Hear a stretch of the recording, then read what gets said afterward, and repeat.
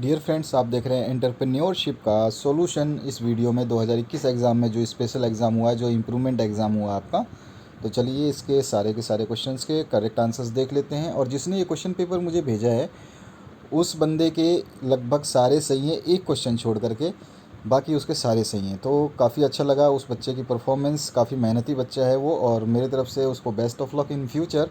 और दूसरी बात मैं बता दूं कि आप अपना क्वेश्चन पेपर का सॉल्यूशन चाहते हैं तो आप हमारे व्हाट्सएप नंबर 8469022568 पर जो है आप सेंड कर सकते हैं, 568। ठीक है, तो ये नंबर है 8469022568। इस पे आप हमें अपना क्वेश्चन पेपर सेंड कर सकते हैं 2021 एग्जामिनेशन का, चाहे हाफ ईयरली हो या टर्म ईयरली हो या ईयरली हो, आप उसका सॉल्यूशन यहाँ पे आपको दे दिया जाएगा। पहले क्वेश्चन से स्टार्ट करते हैं।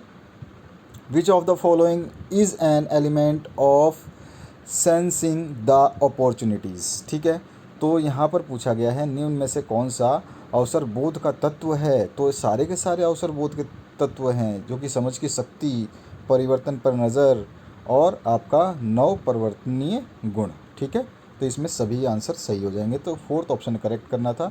Second question, which of the following is a type of opportunity.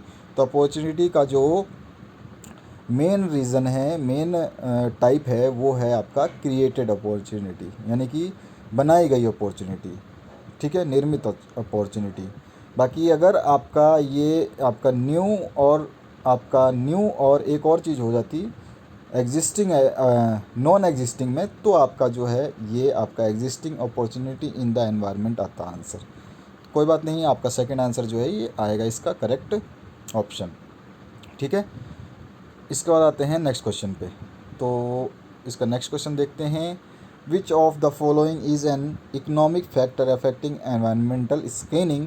तो ऑल ऑफ दीज इसमें जो है करेक्ट ऑप्शन होना था आपका, सारे के सारे इंक्लूड होते हैं स्टेजेस। ठीक है, इनमें से सभी।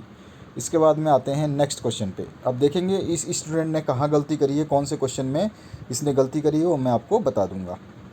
आते हैं नेक्स्ट क्वेश्चन की तरफ। तो यहाँ पर जो है चौथा question, which of the following factor affects market assessment. तो यहाँ पर जो है फर्स्ट क्वेश्चन का आंसर, फर्स्ट ऑप्शन जो है राइट हो जाएगा इसमें, माइक्रो एनवायरनमेंट, सूक्ष्म वातावरण। ठीक है, इसके बाद आते हैं हम नेक्स्ट क्वेश्चन पे। नेक्स्ट क्वेश्चन जो हो जाएगा आपका, which of the following factor is to be considered while selecting a product और सर्विस। जब भी आप कोई प्रोडक्ट या सर्विस लेते हैं तो क्या क्या चीज़ें देखते हैं, तो आप कंपटीशन देखते हैं उसका कैसा है, मतलब ब्रांडेड है या नहीं है यार, एक तो लोकल हो जाए, एक कॉस्ट ऑफ प्रोडक्ट भी आपको देखना पड़ता है कि हाँ भाई वो कितना पड़ेगा, प्रोडक्शन कितने में हुई होगी उसकी, और प्रॉफिट पॉसिबिलिटी क्या हो सकती है, वो तो मैं आपको ध्यान रखूँगा ही कि मेरा कितना बचत हो उस सामान को लेने से। तो यहाँ पर जो है सभी की सभी आंसर सही हो जाएंगे। छठा क्वेश्चन है, selection of an enterprise depends on. तो सेल्फ एबिलिटी ऑफ एंटरप्रेन्योर। ठीक है, साहसी की स्वयं की योग्यता पर ये डिपेंड करता है अगर उपक्रम का चुनाव निर्भर जो करना है तो। ठीक है, तीसरा ऑप्शन इसमें करेक्ट हो जाएगा। आगे बढ़ते हैं नेक्स्ट क्वेश्चन की तरफ। तो नेक्स्ट क्वेश्चन जो है आपका, the point which is considered while selecting an enterprises. तो उसमें क्या होता है, अवेलेबिलिटी ऑफ कैपिटल, पूंजी की उपलब्धता जो है बहुत ज़रूरी है। अगर वही नहीं है तो आप क्या देखोगे, आप कुछ कर ही नहीं सकते ना बिजनेस टाइप में। आठवां question, if production is to be made in small scale then which type of business does an entrepreneur choose. तो आपको बताना है कि अगर उत्पादन जो है छोटे पैमाने पे करना हो तो उद्यमी व्यवसाय के लिए किस प्रारूप को पसंद करता है। तो एकाकी प्रारूप, यानी कि वो खुद ही मालिक हो, खुद ही नौकर हो, वो सबसे बेस्ट है। ठीक है, उसके बाद आते हैं नेक्स्ट क्वेश्चन पे। Of all managerial activities planning is the beginning and both. ठीक है, तो ये वाला ऑप्शन इसमें करेक्ट होना था, थर्ड वाला। इसके बाद आते हैं नेक्स्ट क्वेश्चन पे।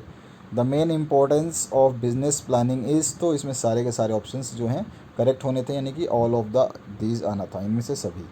इसके बाद में इसमें इनमें से सभी के मतलब जो है ना, ये आंसर चौथा डी ऑप्शन, ये लगभग सारे क्वेश्चन में ये इनमें से सभी है, किसी एक आधे में ऐसा नहीं है।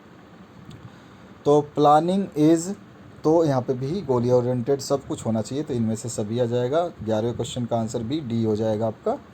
इसके बाद 12वें क्वेश्चन की बात करें, प्रोजेक्ट इज़ प्रिपेयर्ड, तो प्रोजेक्ट जो है वो भी सभी से प्रिपेयर होता है, चौथा ऑप्शन इसमें करेक्ट हो जाएगा। 13वें की बात करें तो 13वें में आ गया आपका क्वेश्चन,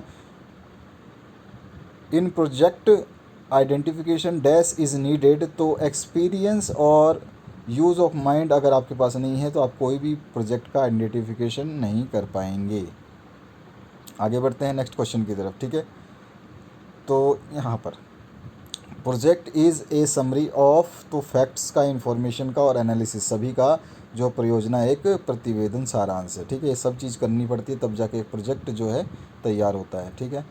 अब आते हैं हम नेक्स्ट क्वेश्चन पे।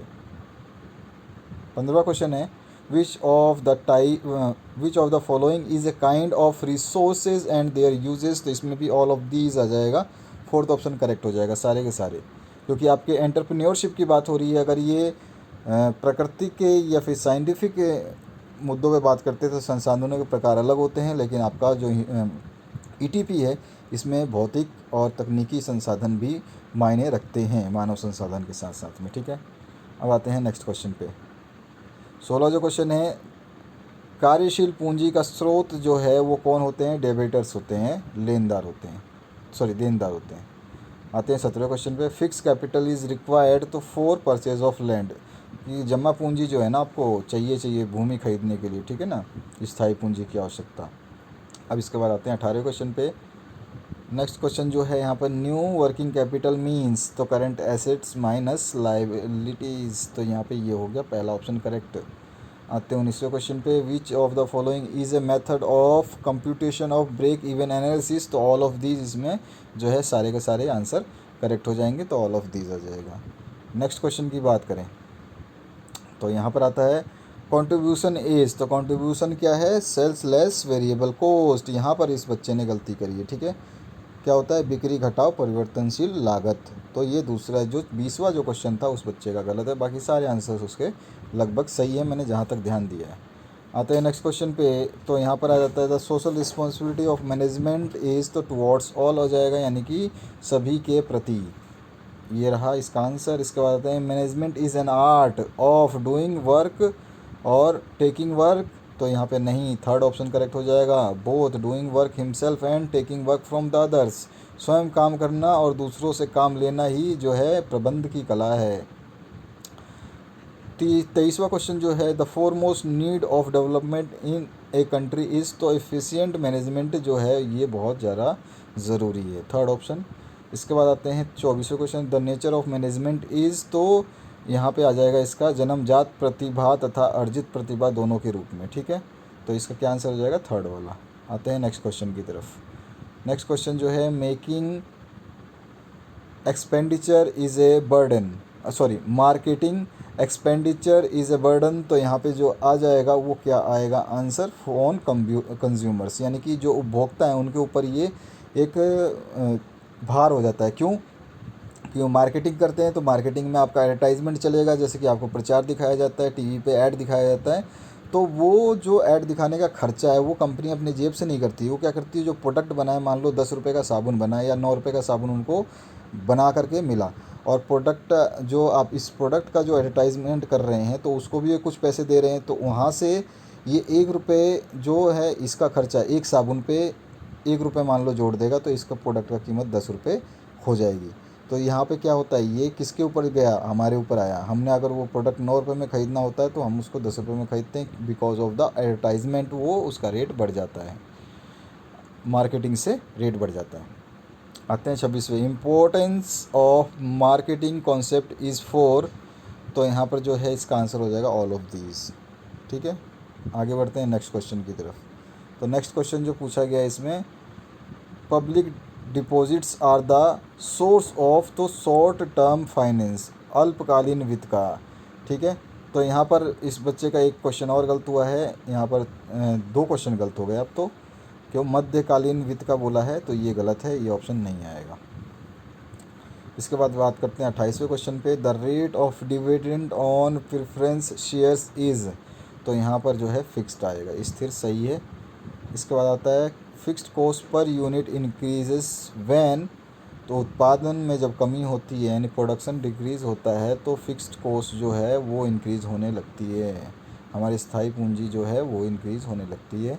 तीसरा है टोटल कॉस्ट इंक्लूड्स, तो टोटल कॉस्ट में आपका prime cost, work cost, production cost सब कुछ मिला के आ जाता है, ठीक है। तो इनमें से सभी हो जाएगा इसका आंसर। 31वां जो क्वेश्चन है इसकी बात करें, विच of the following is an example of fixed cost, तो सैलरी ऑफ ऑफिस जो है वो तो देनी ही देनी है, तो ये फिक्स्ड कॉस्ट में आ जाएगा। नेक्स्ट क्वेश्चन है नेक्ड डेबिनेचर आर, तो उनको बोलते हैं अनसिक्योर, ठीक है। तो ये इसका करेक्ट आंसर हो जाएगा आरक्षित। इसके बाद आते हैं नेक्स्ट क्वेश्चन पे, तो management is a profession, the statement of American management association, ठीक है। सेकंड ऑप्शन इसमें करेक्ट हो जाना है।